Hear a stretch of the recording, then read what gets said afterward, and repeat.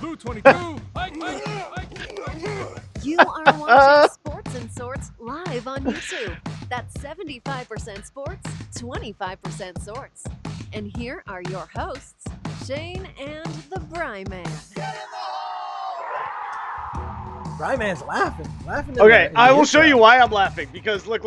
On my phone, as I opened up YouTube, this picture popped up randomly from one of our shows 10 months ago, and look at that beard. Wow. That's impressive. I can't wait to see it. It's gonna be there in like 3 days?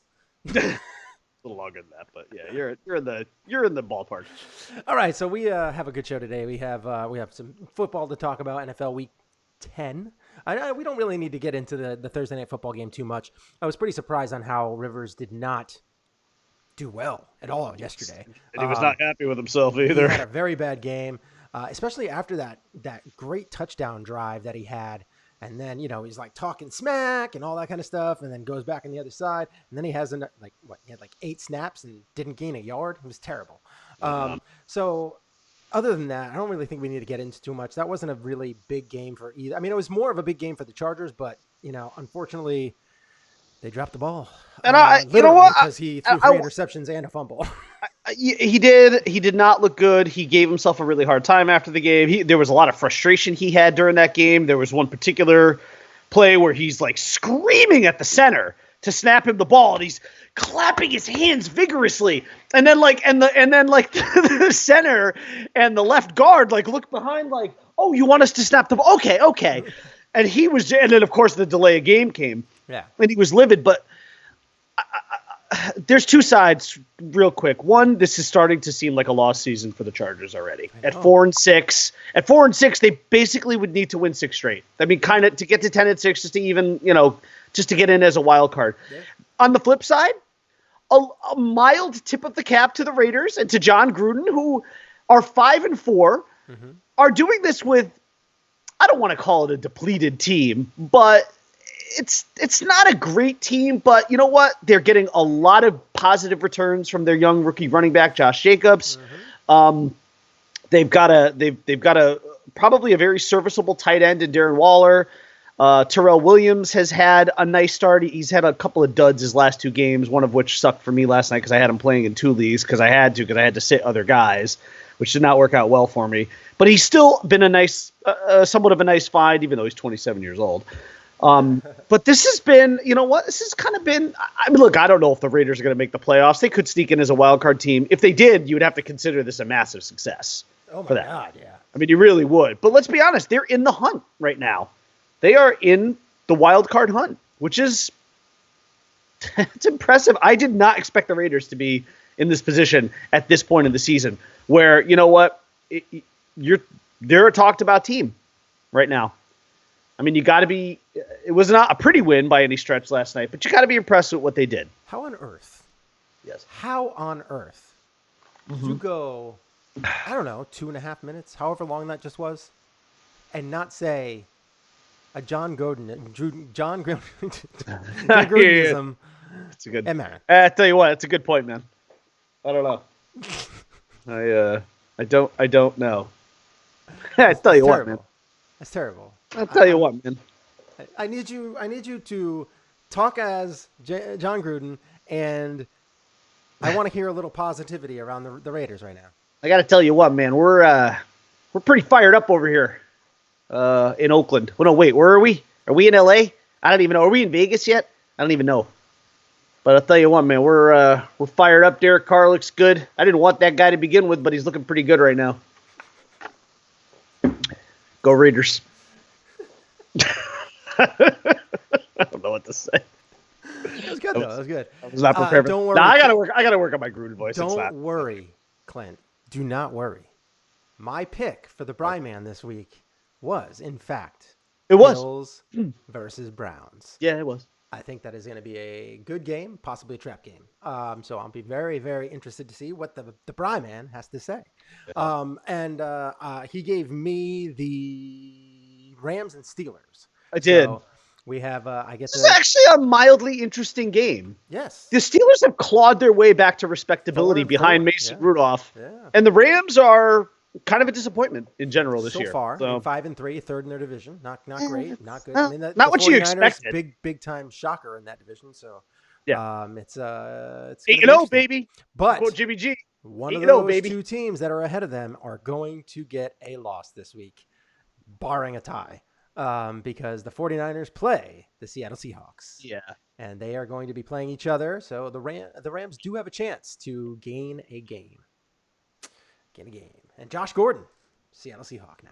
Well, So I'll that's tell gonna you be what. great. I'll tell you what, man.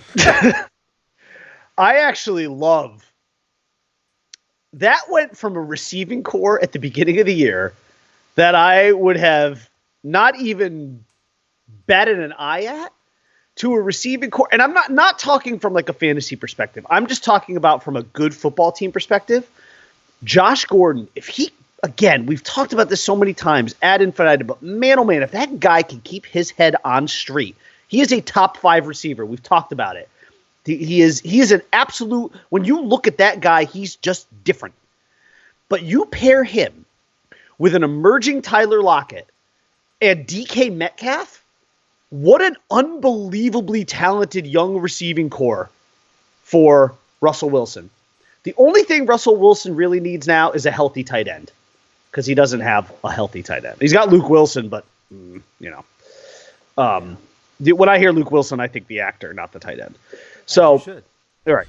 So, I mean, but wow, those 3 guys, if Josh Gordon can just finally have it together, and I know it seems like that is like a really... I don't think it's a big tall. He played very well as a Patriot. They just didn't throw him the ball. Well, and it's just got nothing to do with that. It's just all neck up for him. And, I mean, it's all field stuff. Right. What I'm saying is, can he keep his head on straight? I don't much question his physical availability and health. It's the mental health and the other stuff. But wow, I don't understand why. The one thing that I don't understand is why, because one of the things that Patriots were kind of lacking, and maybe it's just because he's not big enough. I think he's big. He's big. He's not Gronk big, but I don't know why they didn't try and shift him over to tight end. I don't know if that's something Gordon doesn't want to do or what, but he's a good blocker. He's a big dude, and he can catch the ball. So he's not Antonio Gates and Rob Gronkowski and Kelsey big, but he's a big guy. He's big. So, I mean, again, he's just different. There is not a linebacker alive that could keep up with him. No, I would imagine not. So, I mean, I just really like that receiving core. I think if it's those 3 guys next year, and Russ has a good tight end, and I also feel like they need to sort out their running back situation. I know like Carson's been good, but I don't know. Is he really the guy? I don't know. I'd like to see them get a really solid running back in this draft. We will be getting into that in a little bit. We're gonna talk about probably on Monday. We'll talk about Monday Night Football during our show then. But right now, we are going to get into NFL. Let's actually get into it. You already did Thursday Night Football. You kind of touched on that. You did a very good job, so I don't need to add in anything there. And then let's talk your pick, the one that I gave you to appease. Yeah, and I know I've got the Bills fan. I'm also a Bills fan. Right. I would say I'm the resident Bills fan, and Clint is the resident Bills fan. You're not going to love my pick, because and there's not a lot of listen. If we were just going to go by, I'm going to give you the odds first. Okay. The Browns are favored by 3 at home with an over/under of 40. And I have the Browns covering that spread, and I have the under. So I'll give you my score first, and then I'll get into it. I've got the Browns 20-16 in this game. And honestly, I'm not gonna throw a lot of X's and O's at you. The bottom line is, it just feels to me like at some point, like the Browns have to win a game. Like they gotta win one. That's why I think it's kind of a trap game. It is, and the odds just sort of seem, I don't want to say in their favor because nothing's really gone in their favor, but it just seems like at some point the Browns got to win a damn game. Like they have to. Like they just have to get it together. But here's the thing. I don't think they're going to win this game in pretty fashion. I'm giving you a 20-16 score. So you got 36 combined points in the game. You're not looking at a lot of offense here. And I think they're going to win the game, and it's going to be really ugly. And I think it's going to be one of those wins where even afterwards, there's going to be more questions than answers from the media, especially who I really think is going to jump down Freddie Kitchens' throat and Baker Mayfield, and God only knows what kind of physical look Baker Mayfield will have after this game. Will he have a beard? Will he have a mustache? Will he have a goatee? Will he have a soul patch? Who knows? But I just feel like at some point the Browns have to win one. Now, are they a better team than the Bills? No, they're not. The Bills are clearly a better team. The Bills have been a good team all year. They're so defensively sound. And it just seems like a game that the Bills should win. And you know what? The way I've been picking this year, if you're a Bills fan, you should be pretty happy with this pick, because it probably means they're going to go in there and roll the Browns like 31-16 or something like that. Fantastic. So, take this prediction with a grain of salt, because I've been ass all year. Let's be honest, okay? Yeah, I'm with you as far as this being a trap game. I do think that this could be a trap game, and the main reason is the Browns already had a decent rushing attack. They were kind of in the middle of the pack, maybe around 13. You got is Kareem back this week, right? And Kareem Hunt is back this week. So now they are not only going to have Chubb, but they will have Hunt. And Hunt is not – it's not like these running backs need a lot of time. He's going to get hit a couple times, and that'll shake the rust off.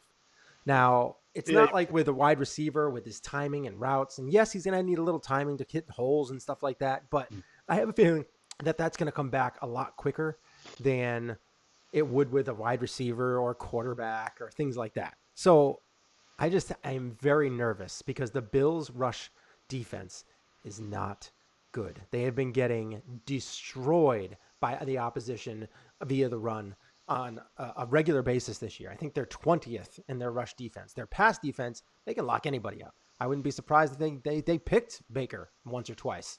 The problem is their rush defense is terrible. They really need to figure something out there. And they can't go crazy and stuff the box, because Odell, Landry, they're going to light them up if they do. You can't cover both of them one-on-one. You need to cover Odell with two people. You need to really hound Landry, because Landry will just pick you apart to death. So it's a really, really tough game for the Bills. I'm with you there. I'm unfortunately with you. I'm sure Clint really feels that they are going to stomp them, and I really hope they do. I'm really going to be rooting hard for them this week. We may have lost Clint. He may have just left. They really need this W. It's a W that they absolutely need. So I'm yeah. I'm not completely sold on that. I need to see it first, because it might not necessarily be the run stopping defense that they currently have. It might be the attack, the approach that the Bills take, not necessarily the personnel. I will. Yeah, go ahead. I do want to say this: if the Browns lose this game, and they might, you could see Freddie Kitchens lose. You could see him lose his job this week. You don't see it often. You don't see a lot of in-season firings in the NFL, but you very well could see him lose his job this week. Surprised. I would not be surprised. I wouldn't be even remotely surprised. All right. And I think it might be warranted, to be honest. He's not an NFL head coach. Warranted? Yeah. I mean, he should have been gone. He's not an NFL head coach. I don't know why they gave him the job. It's ridiculous. Absolutely ridiculous. So, all right, now we'll get into my game. We will talk Rams at Steelers. This is a game that I looked at the odds, and the Steelers are getting 3.5 points. I looked at the spread, that the picks, where everything's going, and people are overwhelmingly picking the Steelers to beat the Rams. That's interesting. And I am kind of shocked by that, with the way that the score was going, the predicted score. Steelers are playing better defense. They're playing good defense. The Steelers' defense that's what I have in my notes right here. Steelers' defense, very tough. TJ Watt, incredible pass rusher. My boy Minka Fitzpatrick. Devin Bush, great linebacker. I love Devin Bush. Minka Oh my God, that Fitzpatrick- guy's a player. Minka Fitzpatrick with the Steelers, 4 interceptions. He's got like over 40 tackles. He's got a forced fumble. He has been a beast, an absolute beast. If you are a Steelers fan, real quick, Mm-hmm. you have to love that young nucleus of your defense because you've got a guy on the line in TJ Watt, you've got your linebacker, and then you've got your guy in the secondary, Minka Fitzpatrick. And let me just remind you, Minka Fitzpatrick is still on his rookie contract, by the way. So, I mean, they're going to have to pay him pretty soon. Yeah. But what an unbelievable core of your defense that is 25 and under. Beautiful. If you're a Steelers fan, things are looking up, baby. But, the big flaw with the Steelers, and I think that Sean McVay should be able to absolutely capitalize on this, is they should be able to fluster Mason Rudolph a lot. He is a rookie guy. He doesn't have a great arm. He's not a good mobile quarterback. No. He does a lot. He's a check down quarterback. I expect Aaron Donald to have a big game. I expect him to be all over Mason. I expect Ramsey to absolutely keep the passing attack at bay, so nothing can get launched downfield. You know, if you look at the Rams' rush defense, the rush defense that they have is actually pretty darn good. I think they're 5th overall in the league. They don't let the offense get any yards rushing. It is a very good rush defense. Their pass defense is what's not very good. They're 19th overall in the pass defense side. The Rams are, and that was without Jalen Ramsey. Yeah. Now they have Jalen Ramsey. Yeah. That is a totally different secondary. Some secondary, man. Their pass defense is going to improve, possibly to definitely in the first half, maybe even the top third, because that's how good of a defender he is. Now you also have the offense side of the ball. Rams can throw the ball. I think they're 10th overall. Their overall offensive rank is 10th overall, and their passing offense is 5th overall. Mm-hmm. Like they have a very, very solid team offensively. Gurley has not gotten it going yet.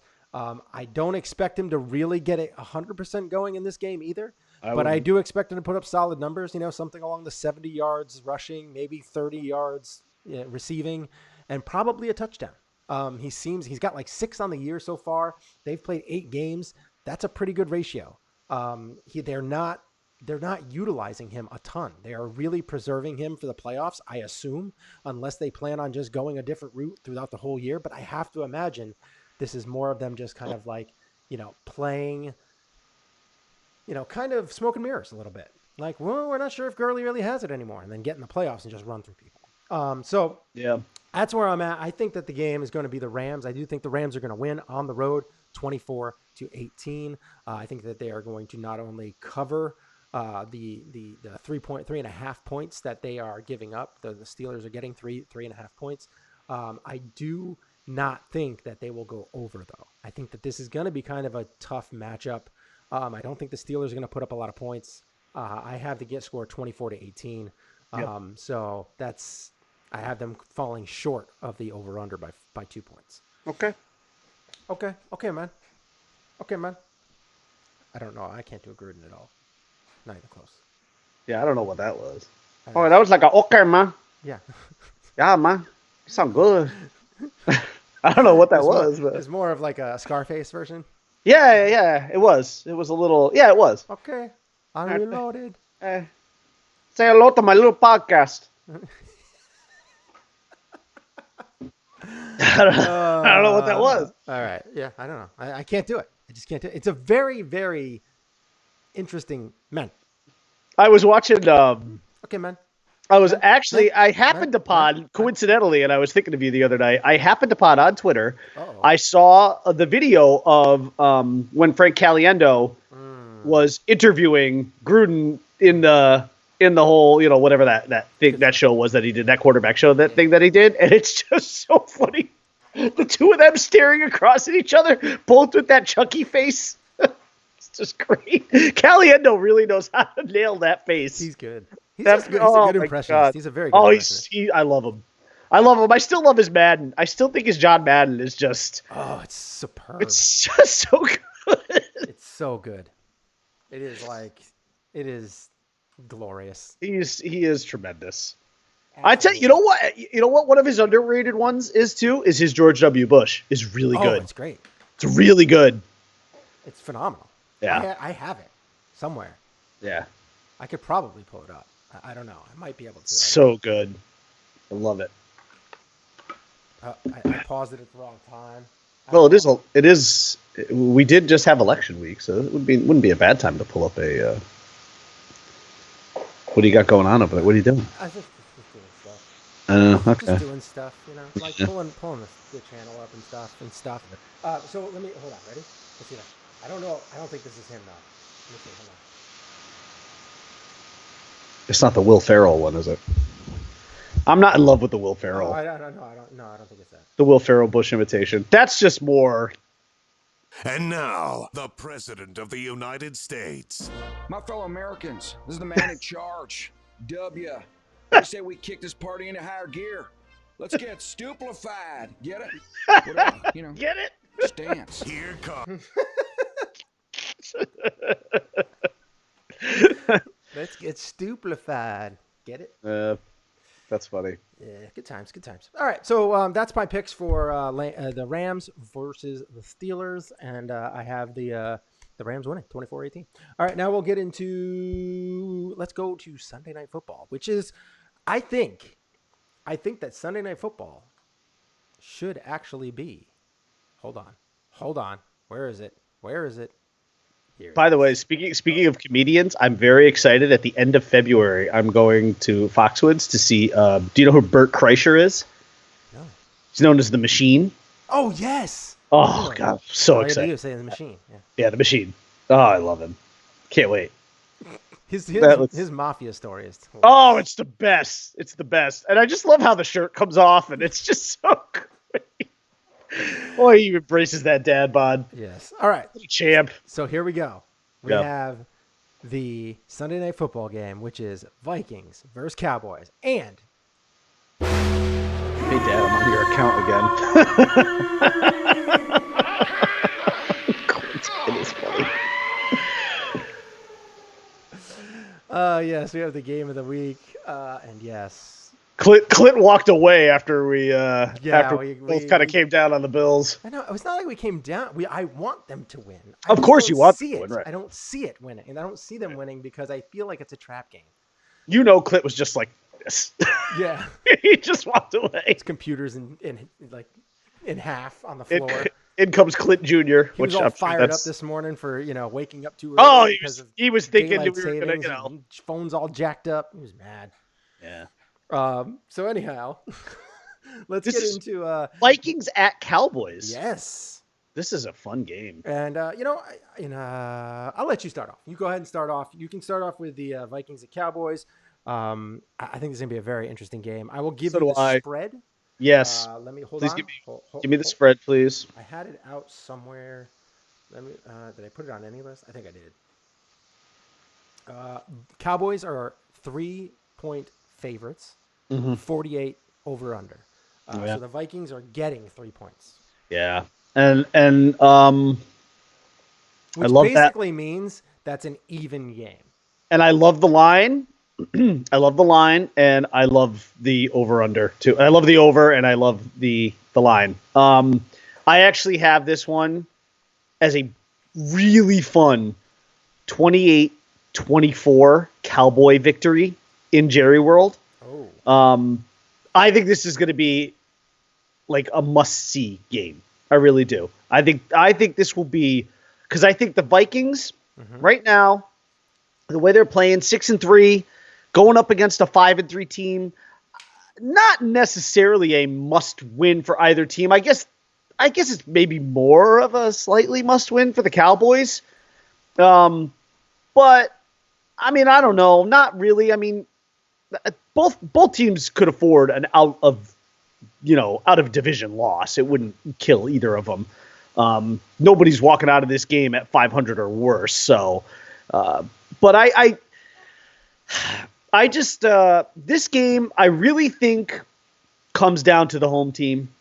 And that's kind of why I'm going with Dallas. Honestly, for no other reason than that. The Vikings are, I believe, a better team. They're playing better. Kirk Cousins finally kind of seems to be playing like the quarterback I think that the Vikings hoped he would be when they gave him $90 million and guaranteed all of it. Sorry, I paused there because I still can't believe that anybody gave that guy $90 million guaranteed. but I still can't believe it. Well, that guy pulled off a heist, man. Yeah. I mean, Patrick Mahomes might not get $90 million guaranteed when he gets his cut. Actually, he will definitely, but whew, good for Kirk Cousins, man. He played the system. Talk about timing. Timing is everything in sports, and Kirk Cousins is the poster boy for that. It really is. But I don't know. You know what? This game, I think, just comes down to execution. I really think that Dak is going to be sharp. Dak, to me, has looked in primetime games, which is most often when I watch the Cowboys, because I don't watch the Cowboys too much when they're not in primetime. Dak generally seems to me to step up, and that could just be the times that I've watched, maybe.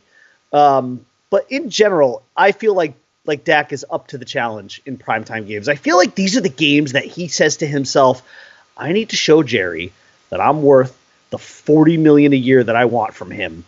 And this is going to be one of those games. We're home, prime time, literally the world is watching. We got a really good, probably NFC championship caliber team coming into town. This is a proving ground for me. I got to step up. I've got everything I need. I've got a healthy Zeke. I've got a healthy Amari Cooper. I'm ready to go. I'm fresh.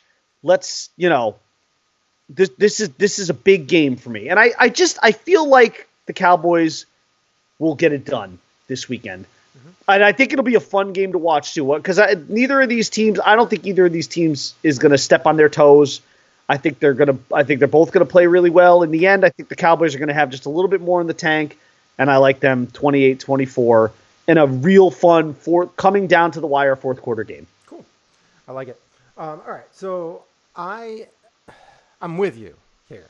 I also think that the Cowboys are going to win this game. They're at home. I think that's a huge deal. Do I think the Vikings or the Cowboys are a better team? Who do I think is better? 100% healthy. I think that the Vikings are probably a little bit better of a team. So do I. The problem is they're not 100% healthy, and Thielen is likely to not play. Yeah, that's a big loss. Huge deal. That's like the Cowboys losing Amari Cooper. I mean, granted, they don't have that second guy like Steph Diggs, right? But still, that's a big deal. They don't. That's a top the 10 Vikings receiver. Don't use Rudolph like the Cowboys use Witten. They kind of use him more as a blocker, and that's really it. They don't throw him the ball very much. They might have to in this game. Yeah, maybe. He actually might be an okay streamer for you if you need a tight end this weekend. Yeah, I mean, I feel like they might have to throw to him more. They might have to. So I'm a little nervous for the Vikings, but I think that this could also kind of lead to a trap game down the road because, like I said, the Vikings aren't that healthy this week. So therefore, they're not going to be able to put up as many points as they do. Plus, the other big factor that we didn't really touch on is that Kirk Cousins doesn't typically play well under the lights. No, he on the other hand does. Yeah, that's not. Although he did. Well, he's played well in recent weeks in big games, but yes, not under the lights. Yeah, no, it's under not the prime time lights. So I have the Cowboys winning 24-21. I think the Cowboys defense is good. They can get to the quarterback. I think that's going to be a big deal. I think that you're going to see Dalvin Cook. I think he's going to run a ton. I think they're going to give him the ball a ton. They're going to throw Latavius Murray in there. Is he still? He's still there. Yes. Right? Yeah. No. Who's their backup? No. No, because Latavius Murray is in New Orleans now. Yeah. There's somebody else that's pretty good. That's behind him. Yeah. I'm sorry. I do not I'm brain recall farting. their backup. No, wait, Latavius Murray's, he was backing up Kamara, and he had a huge game when he played. So anyway, they are just going to feed the ball a ton to the running back. They are also going to try and get the ball to Steph Diggs as much as they can downfield because I think that's their best opportunity to really move the ball in big chunks. Is it Amir Abdullah or Alexander Madison? I don't know. Neither one of those names sound familiar. Or Mike Boone. I think that I'm looking at their depth chart. Unless I'm No, because I thought when Dalvin Cook, didn't he get hurt for a little while? And, CJ Ham? Those are the only guys I'm seeing. I'll look it up afterwards. Anyway, the Cowboys, on the other hand, completely healthy. Except Mari Cooper's a little banged up. He's a little banged up. But he's for the most part, he's healthy. They have, That's the one backup. guy I want the Dolphins to splurge on. It's the one guy. Cooper? Yep. If you had Amari Cooper and that's what you Devontae want. Parker, two very similar wide receivers. And Preston Williams. Yeah. And one of very good. Albert Wilson or Jakeem Grant. I would love that receiving core. Oh my God. But anyway, so the Cowboys are, I think, just in better shape right now. Plus, they're at home. I think that Dak, I don't think he's going to have a great game. I think that he's going to have a hard time moving the ball down the field. I don't expect him to blow up and throw 3 touchdowns and no picks. I expect him to have a pick. I expect him to get sacked a couple times. I expect him to probably throw for about 260 yards with maybe a touchdown or 2. I don't know if it's rushing or passing or whatever, and a pick. I don't expect him to have a huge game. I expect Zeke to have a pretty good game. And other than that, I think that the Vikings are going to lose this one, 24-21. The Cowboys will take this one by a field goal, and I think that Kirk Cousins is going to drop the ball, literally might fumble, when he has the game to try and tie it. I think that's what's going to happen. Yeah. That's it. All right, now we can move on to some other talk, because we're done with football for now. I don't think we have any more football to talk about. No. But we can get into one of our favorite topics. The state of the Yankees. Here we go. You seem very, very upset. Listen, Very upset. I'm not going to try and get myself too worked up over the decision of who is hired as the Yankees pitching coach. Okay, but what I will tell you, I want to talk about it. I definitely want to talk. I want to talk about it. But I'm trying to not get too worked up about it because you and I both very much wanted David Cohn to take this position. Head and shoulders, you and I felt like it was such a no-brainer, and I knew it wasn't going to happen because, again, the Yankees, every time you think there's a no-brainer decision for them, they go in a different direction. It's like clockwork with Brian Cashman right now, who I really do think, and I'm not just saying this because of this. I mean, you and I have questioned Brian Cashman for a long time. I really do think it's time to go. Listen, every once in a while, you got to change the bed sheets, right? Otherwise, it gets disgusting. Okay? At some point, the Yankees need to move on from Brian Cashman. I just don't think he's that good of a GM. I question a lot of what he does. This decision, I question for a number of reasons. So let's talk about what they did. The Yankees have hired 33-year-old neophyte Matt Blake to be the pitching coach. To be the pitching coach for the New York Yankees. Just 2 days ago, or I should say now 3 days ago, Cleveland actually promoted him to their director of pitching development. He had been a pitching coordinator and an assistant director of pitching development. So the Indians just promoted him a few days ago, and the Yankees were like, hold my beer. We're going to hire this guy as our pitching coach and not give it to David Cohn, who has forgotten more about pitching than Matt Blake will probably ever know. So, yeah, this is my big problem. This is my big problem with this signing.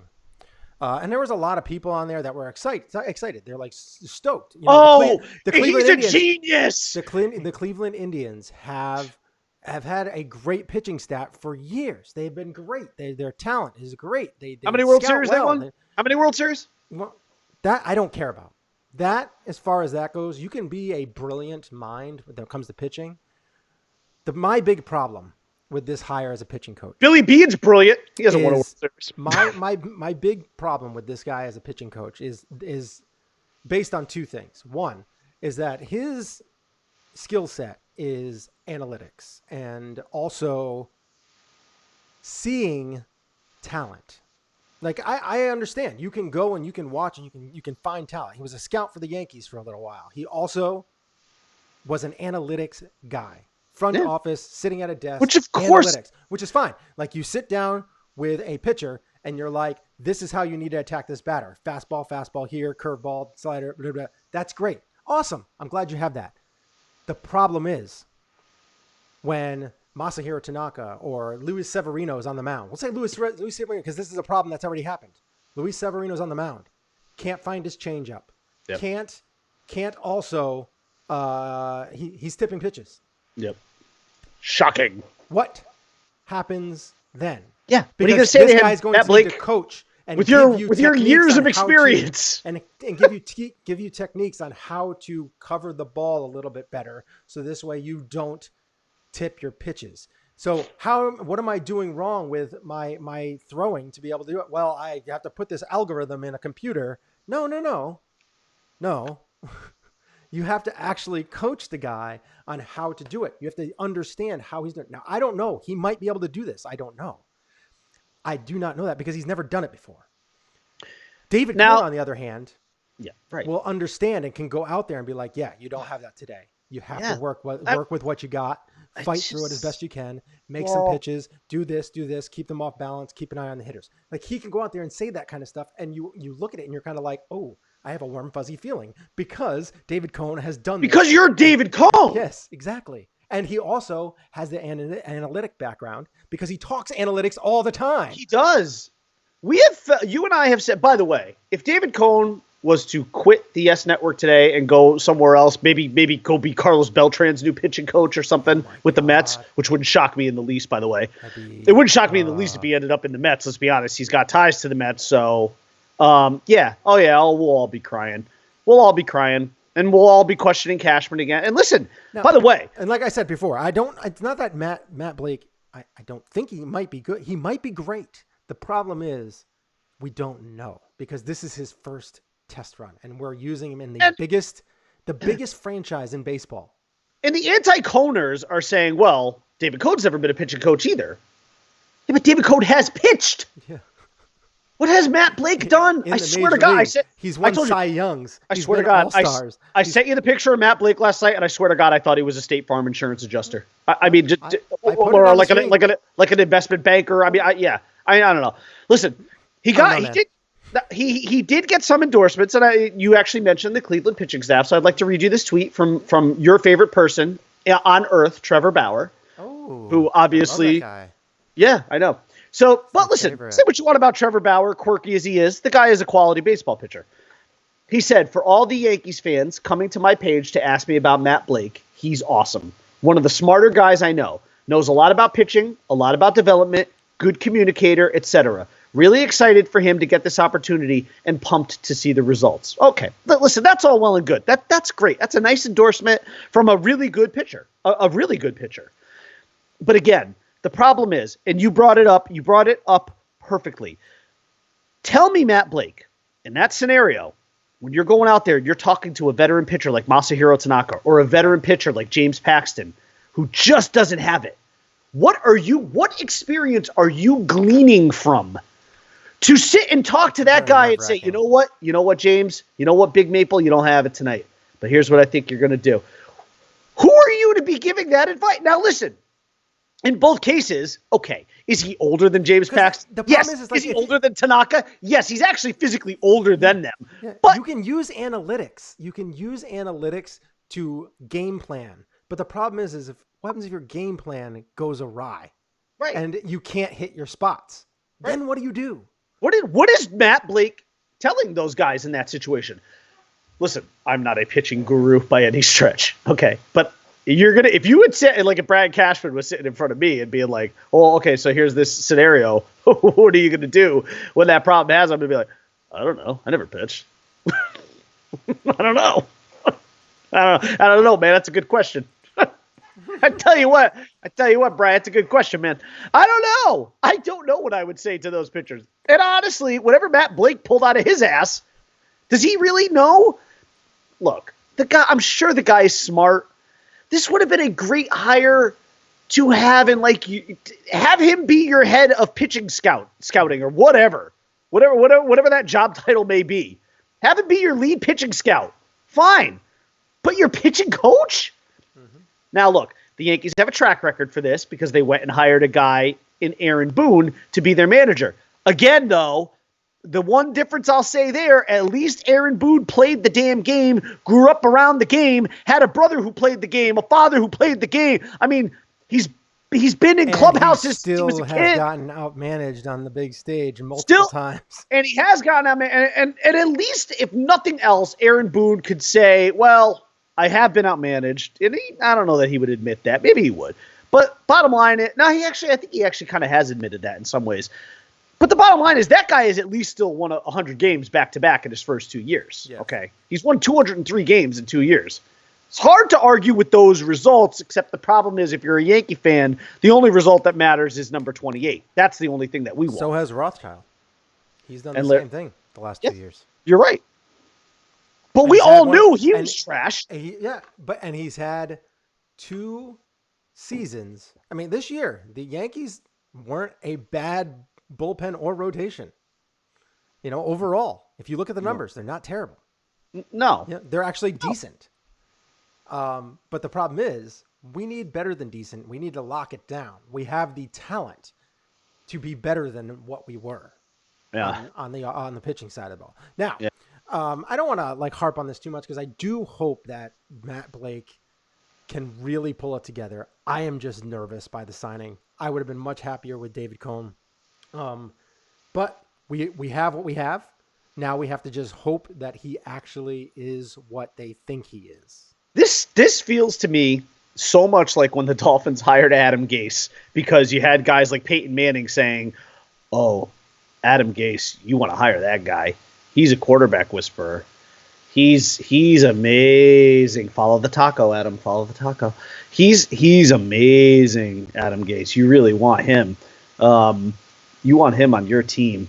Look what he did for me. I mean, yeah, granted, I'm a Hall of Fame quarterback and one of the 3 or 4 greatest to ever play the position, but you want Adam Gase. And look at, wow, how's Adam Gase doing right now? How is Adam Gase doing right now, folks? Ask yourself that question. That's a train wreck of a high. Now, look what he did to Jay Cutler. You can also look at the other side of things, like Sean McVay. He's very, very young, came out and did really, really well. So, I mean, there are, even Shanahan, Kyle Shanahan, he's come on, done very well. There are coaches that can do it.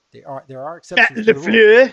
Yeah, LaFleur, he's doing well. LaFleur. But you also have to understand is that LaFleur, he got Aaron Rodgers. Crib it up your crib hole, LaFleur. That's so great.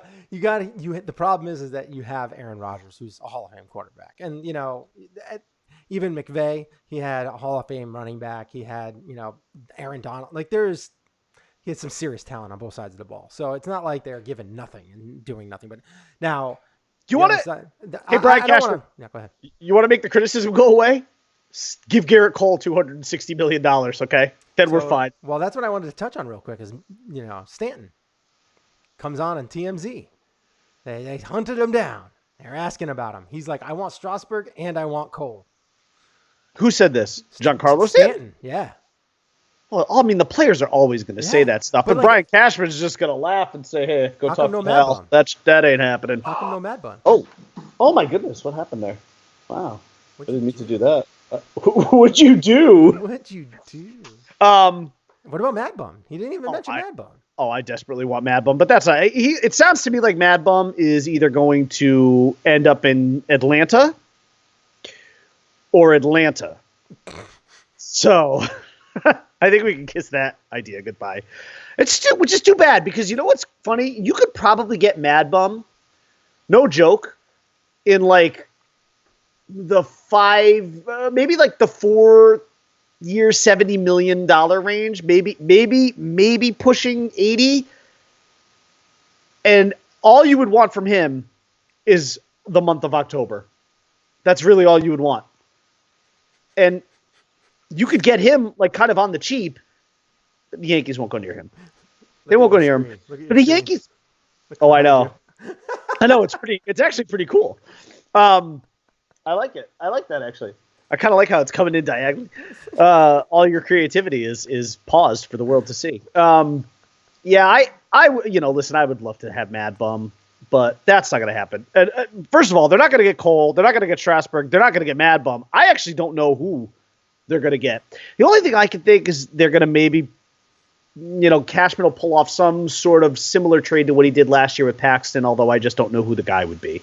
I really don't know. I really don't even know who would remotely be available, to be honest. But that's the best I think we can hope for, because listen, those Yankee days, it's kind of ironic that Giancarlo Stanton is the one who's saying that too, because it's his damn contract that's preventing the Yankees from probably being able to legitimately go after Garrett Cole. And Jacoby Ellsbury's too, to be honest. I mean, you want to talk about the deadest of weight. You have going into next year, $47 million tied up into two guys who, one of whom will probably never wear pinstripes again, and the other who has just been nothing but an injury-laden massive disappointment since he's been a Yankee, whose flaws have all been exposed in the American League, and I just don't think you're going to see much out of Giancarlo Stanton. Derek Jeter knew exactly what he was doing unloading that contract on New York. Derek Jeter should be executive of the year just for that trade alone. I mean, because he dumped a horrible salary. He went in and undid a mistake from previous ownership, and he got his old team to take it hook, line, and sinker. So Clinton actually wrote, can the Sox afford anybody? And I really don't think they can afford anybody big. It's going to be all small moves. I think, I don't know how they could, because you got to figure, what are you doing with Mookie Betts, by the way? Yeah. You got to figure that out. Listen, I'm sorry.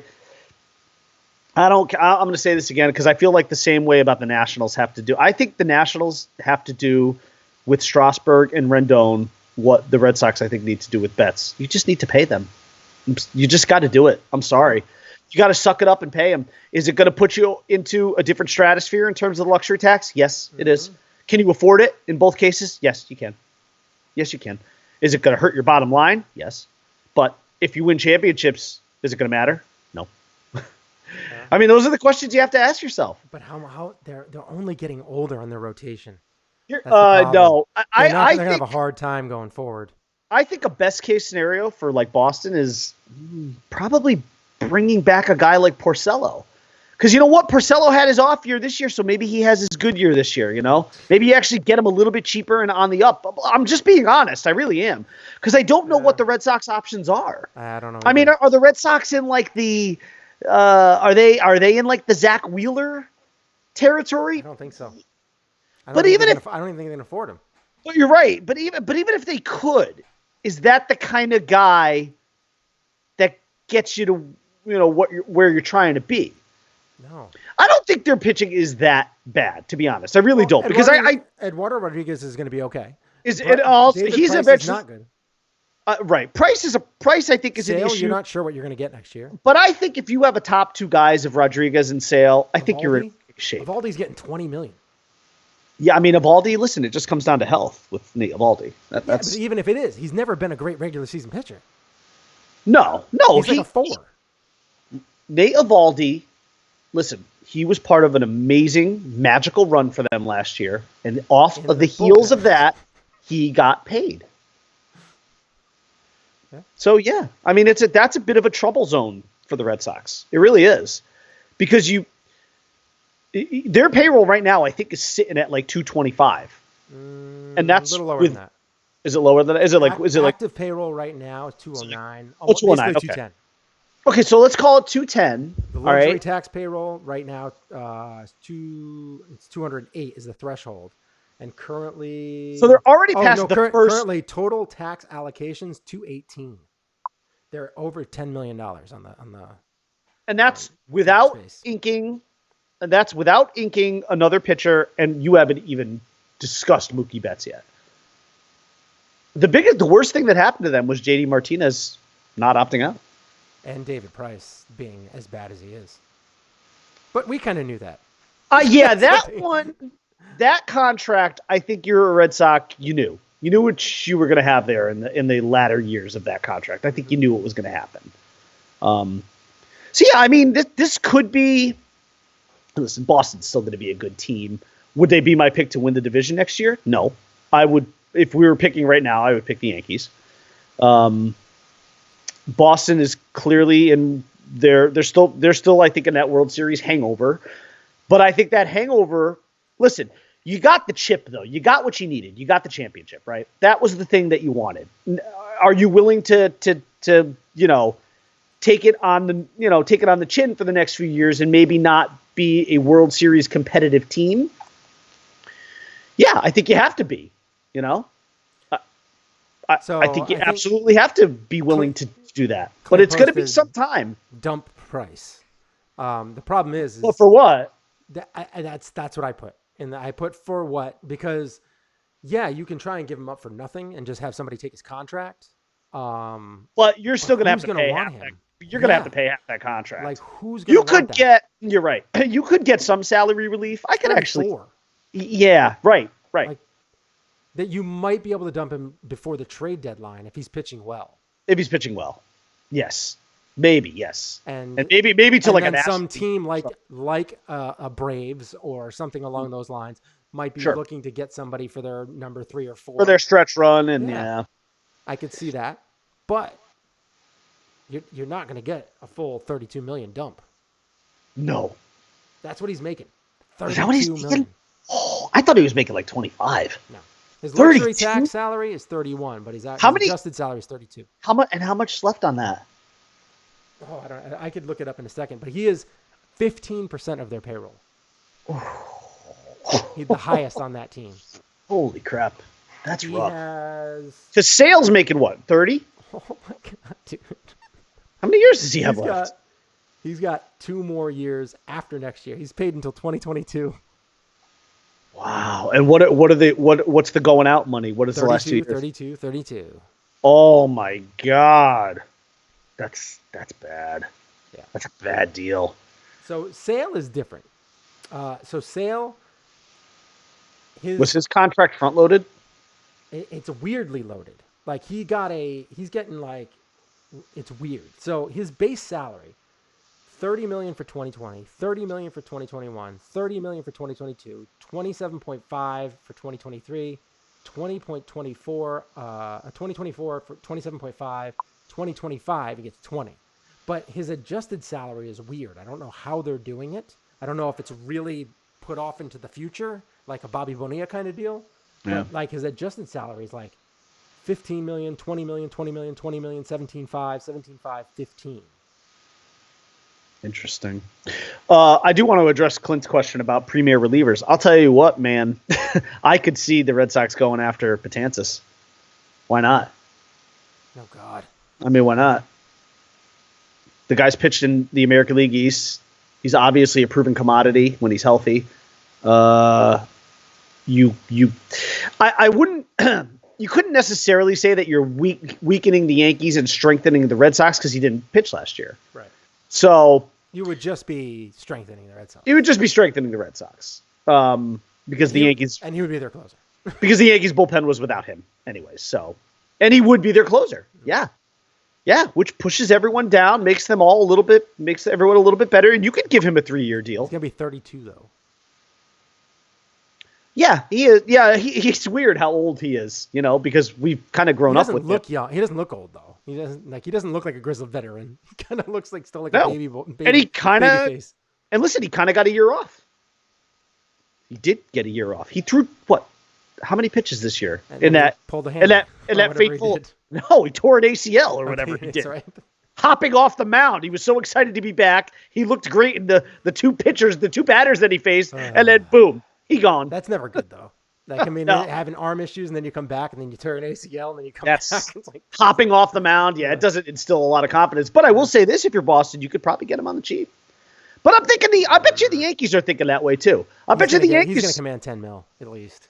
Yeah, I would. Yeah, that's probably true. Yeah, and I don't know. I don't know if Boston's going to afford. 2019, he got 7.2.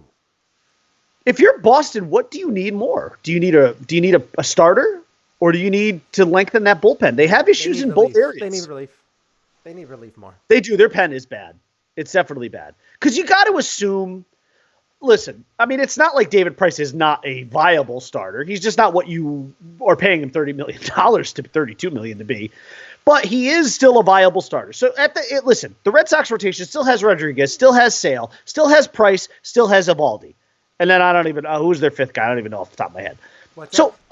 who's their fifth guy in the road? I don't even know who it is. Does it really even matter? Well, Porcello would be the fifth, right? Well, but he's not a free there. agent. He's So a free right agent. now they don't have a fifth. They don't have a fifth. Okay, you're right. So listen, you got to fill that. You got to fill that spot. You could bring Porcello back and hope that he's on the upside year, or is he on the down? Because Porcello is the living embodiment of the upside down. You just don't know what you're going to get with him.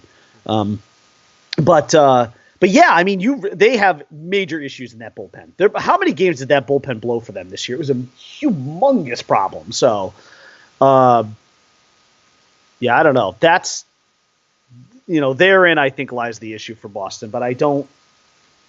But to me, the bigger quandary is still Mookie Betts. I mean, another big issue too. What are you doing with Mookie Betts? Another issue too is they still have Pedroia on the books. I mean, he's $13 million next year, and then he's $12 million the year after. He's nothing. They're in a little bit of jail for a while. If we're playing Monopoly here, they're a few snake eye rolls away from getting out. Yeah. So, I like that analogy. Very impressed with myself on that one. All right. Anyways, yeah, I don't know. Yeah. It's not. Wetland did his best work older. Yeah. Do you know how many years John Wetland took off my life? Come on. And that was just in one postseason. He's like he had me in the pit of despair, hooked up to the machine, and he took like 3 years off of my life, John Wetland. And now I'm like whimpering. That was me. The pit of despair. Don't even think. Don't even think about trying to get out of here. That's John Wetland. Yeah, and you also have to understand that John Wetland was out of baseball at 33. Was. So it's not like he did that great. Did I ever in his career? Did I ever tell you my John Wetland story? Did I ever tell? Okay, so You might have. Spring training '97. No, spring training '98. Excuse me. So Wetland had already been gone from the Yankees, and he was the Rangers closer at that time. So my brother and I go down. He still has some stuff falling around from the Rangers, doesn't he? My brother, sexual abuse stuff going on. Yes, yeah. My brother and I go down to spring training. We go to the Rangers thing. We see Wetland working out, and I was young. I was like 20.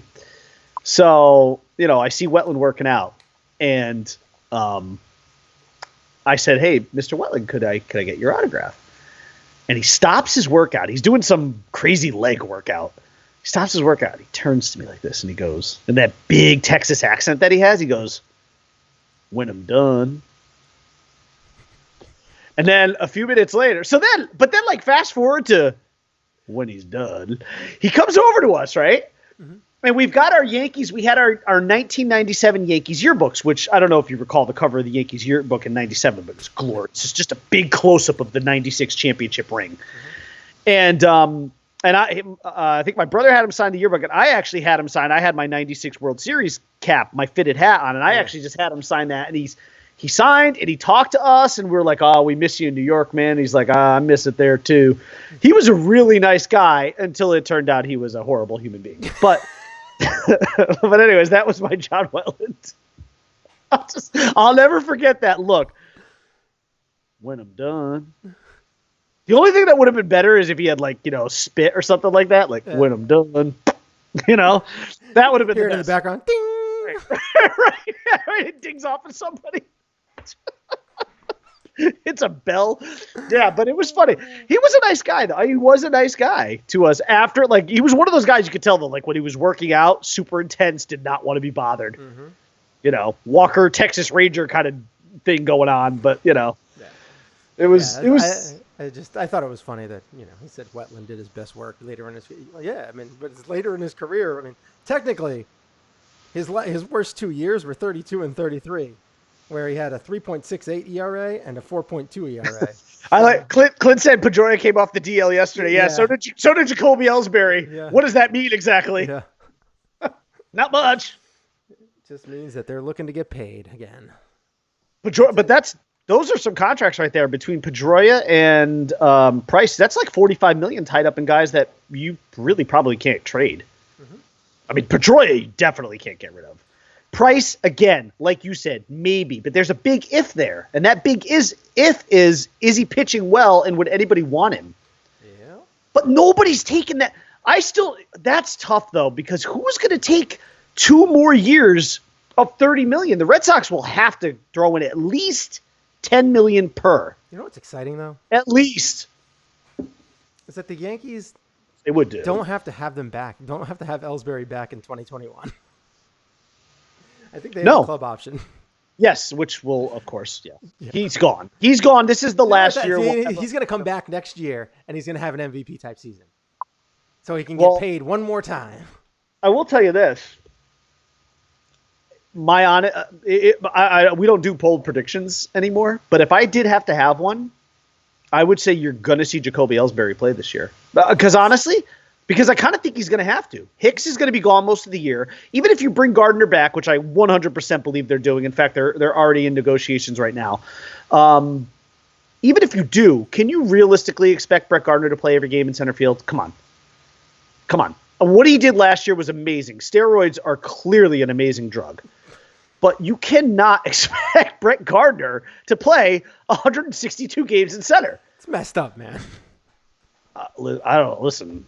I'm just trying to be honest. I want to get out in front of that before we find out the hard way. But you're going to see Jacoby Ellsbury in pinstripes this year. You are. And not just like in pictures or flashbacks. You're going to see him play in center field this year. I really believe that. I do. And you know what? To your point, I actually wouldn't be shocked if he played well. You want to talk about a guy who's got a lot to prove? Mm-hmm. How great of a story would that be, though, if Jacoby Ellsbury was a big part of the Yankees maybe winning a World Series this year? Wins the World Series MVP or something. And then gets paid $20 million for 2 years. Would you sign up for it? I would. Oh, yeah. Give him for somebody like, somebody crazy, like the Angels or something like that. Give him $40 million to play left field for 2 years. He's been a disaster signing, but I'll tell you what. You want to talk about a guy who could literally that's the one way he could turn himself into a Yankee hero, a Yankee legend. Is if he played this. He'll be back for Old Timers Day forever. Oh my God, he would. He would. All you have to do in New York, just win one. That's all you got to do. And if he was a part of it like that, like if he was a World Series MVP, we are going way out there, by the way. Way out there. But let's just say that happened. My goodness. I can think of so many other things that are more likely to happen than that. I'll give you an example. Adam Gase and the Jets winning every game from here on out and winning the Super Bowl is literally more likely than Jacoby Ellsbury being the World Series MVP for the New York Yankees. You and me both buying winning lottery tickets for Powerball and having to split that money between the two of us is more likely than Jacoby Ellsbury being World Series MVP. David Price being worth every single penny this year of that $32 million is significantly more likely than Jacoby Ellsbury being World Series MVP. That's all I got for now. I'm sure I could come up with a lot more.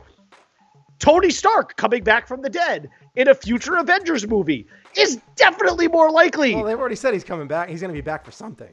Oh, is he? Yeah, he's going to in a flashback. I don't know. Yeah, something like that. He'll be okay. There's even talks that Cap is going to make an appearance in the next Ant-Man movie. By the way, I have a question about Cap.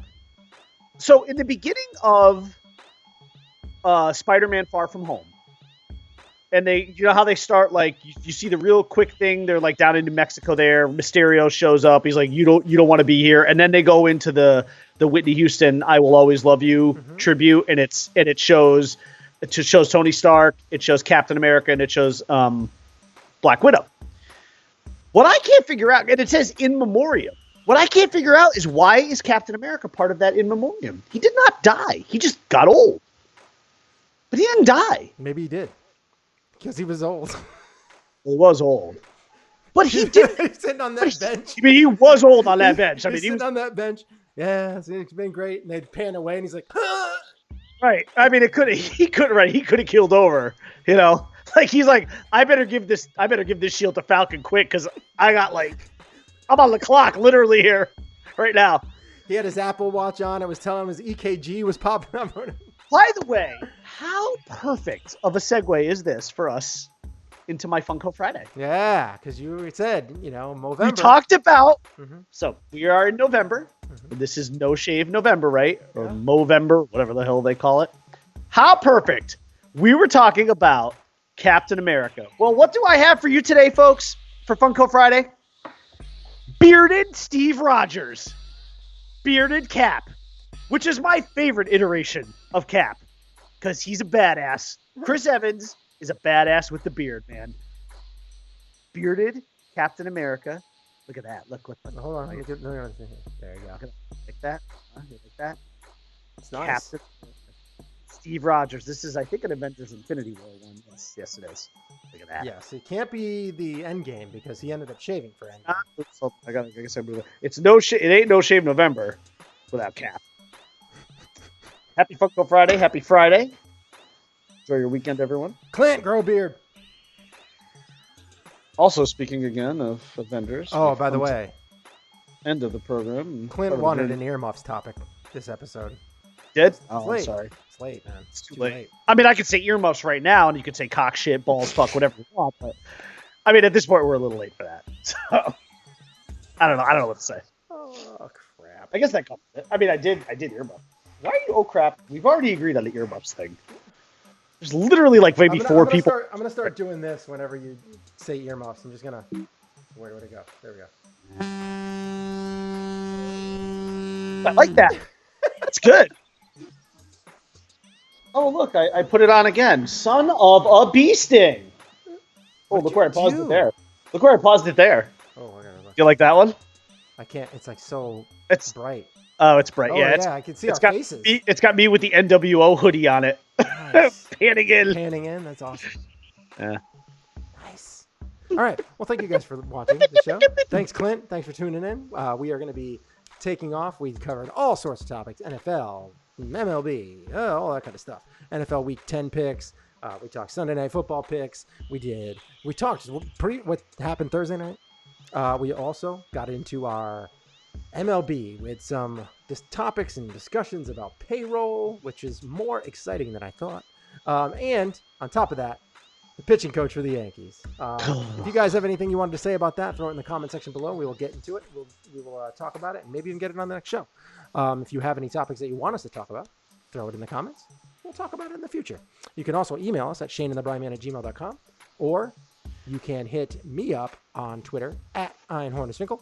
You can find me on Twitter at _Bry_man. And we will see you guys again on Monday. We have some fun stuff to talk about then, too. Every week. Stay classy, Athletic Globe. Monday, Friday. Oh, by the way, golf. You can't find any tournaments on a Friday. Okay. So we're going to play. We're just going to have to figure something out. Yeah. And Okay. I played twice this week. Wednesday and Thursday. Both rounds took me less than 3 hours. We are going to have to do it soon because the weather is getting cold. I'm playing next Wednesday with Chad. What's the forecast? 30 degrees. You're going to be sick. Uh, I had to break it to you. You're getting sick. Are you and playing then- 18 or 9? Yeah, 18. Oh, And then- you're going to die. And then on that next Sunday, I'm playing in the tournament. Okay. So Wednesday, 30 degrees. Sunday, I don't know. Hopefully warmer than 30 degrees. Jesus.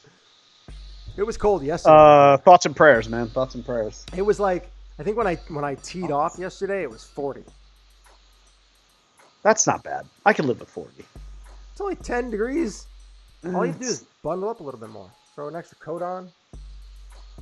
It's Maybe tough some- though. Layers swinging the club. It's not easy. The more layers you have, Well, you gotta have the right golf tie. That's all. I guess. I mean, I have gloves. I have weather gloves, so I have. What kind of Yeah, pants do you wear on the golf course Well, in that kind of weather? yesterday I just wore regular golf pants. Yeah. That's it. I didn't wear long johns or anything underneath. Just pants. That was fine. My legs, they don't get that cold. It's because No. you're kind of moving around. So the legs are fine. It's more the hands. You need to be able to feel your hands. Yeah, right. And so, but I have all-weather gloves so that I can put it. I also keep, those hand warmers. Yes. I keep them in my pockets, and I put my hands in my so pockets. So you can grip it and rip it? Mm-hmm. You know it. All right. You know it. All right. Well, let's wrap it up. Okay. Because I gotta meet somebody for lunch today. Simulator was ordered. Our today, friend too. Tim Callahan. Simulator was ordered today. Oh, that's exciting. Yeah. So a couple weeks should be here. Nice. Mm-hmm.